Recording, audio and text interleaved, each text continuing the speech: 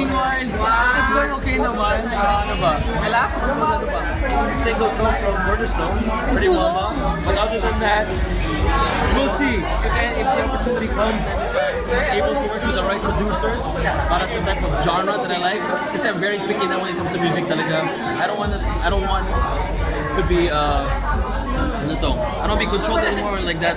I want to be able to have my own controls of music, the type of music that I want to do, the lyrics that I want to write about, and just all about myself. So yun, I'm just waiting for the right producers now. Sa acting ba, is there anything you can share na we can Acting, yes, I've done vertical series, I've done a movie. Ano pa ba? I'm doing Wish Date also, so we're gonna have a live, I believe a live performance this August 17 sa Wish Date. Kasama dito si Vivory sa mga iba pang artist, pero dito Wish Date pa lang. So yun pa lang ako nag-share.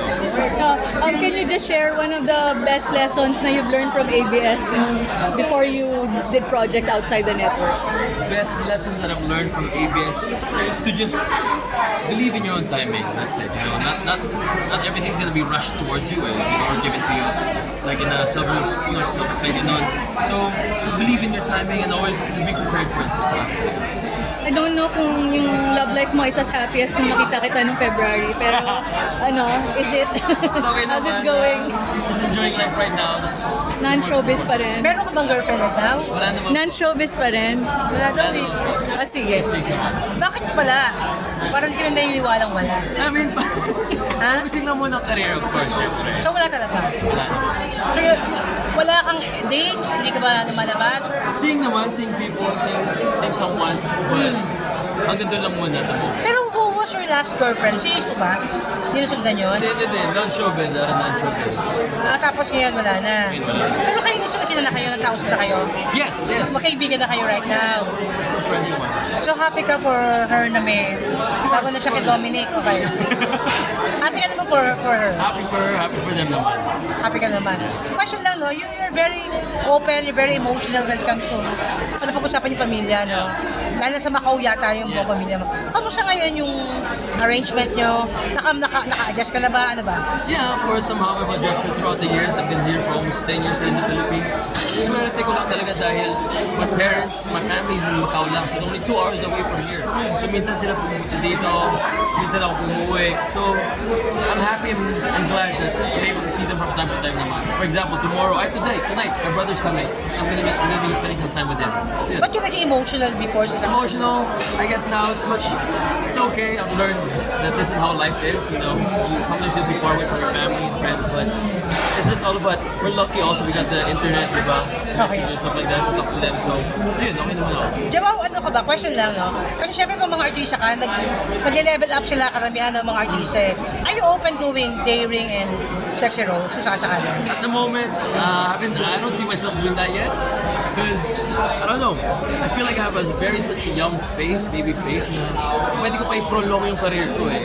So, somehow I could still do that, but maybe pagdating sa mga daring roles, in the near future, kaya naman yan, pwede yan. Basta maganda yung material. Oo naman, syempre. Yun ang importante. Basta importante sa story-wise and everything, and it makes sense. Question lang. Hindi kasi diba, hindi ko nampisahan kasi yung kanina, you're part of Vibe. Paano nga hinanpick ba kayo? Tama ba? Yes. Anong feeling mo na hindi ka nag-audition? Okay. I'm glad because I'm able to work again with Sir Pete. He was my boss not just work at PH. Okay. Same time, I've worked with TV5 already last year with a show. Okay. So, to be able to work with them again this year, super happy and grateful for that. So ang Vibe TV is lahat OPM. Yes, it's an OPM So ano ang aim talaga nito para i-promote ba ang to ABS? promote OPM music para sa mga artists natin dito, and also it's a fan-powered show sa amin. So it means that our fans have the power to vote kung sino mga gusto nilang OPM artists na makasama dito sa show namin. Sino yung mga BJ sa mga iniidolo mo? Sorry? Sino yung mga BJ sa iniidolo mo? Yung want to follow the footsteps. Yung mga iniidolo mo ng mga BJs. VJs. Mga ganito. Of course, sila Ai. Ha? Kasi Ai. Bakit si Ai? Okay. Si Ai kasi nakasama ko na sa boy band page dati. Nag-host din siya sa mga shows namin. At hindi lang pati sa mga shows, pati sa mga outside. Diba? Isa siya sa mga magaling ko sa nakilala ko. And I want to be able to reach that type of level rin somehow. Ang question lang, we all know ng ABS, nagpalas, ano na kayo, gigibain na kasi yung old building. No? Ano lang feeling being katulong kapamilya na mawawala na tuluyan yung... Siyempre naman nakakalungkot. I was fortunate enough to see that building, to be in it, you know, to be present during those times. And now, gigibain yun. Of course, nakakalungkot. But I guess this is how life is, you know, how showbiz is talaga. We just have to accept and just move forward with it na lang. Are you still part of ABS? Yes, I am. Diba? Yes, I am. Exclusive ka pa rin nila. Star Magic ka pa rin. Still Star Magic. Star Magic and Cornerstone. Nakaka-crossover ka, no? Ang ganda. Yes, pwede naman. As long as we ask permission lang.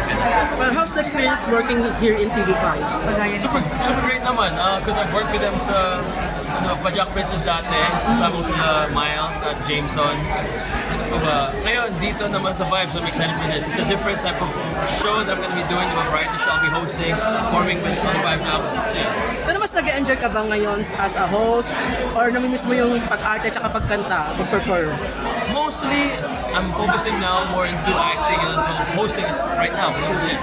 So hosting for me it's a very new adventure. So I'm gonna try it out, do my best, and just make sure that everyone's gonna have fun with it.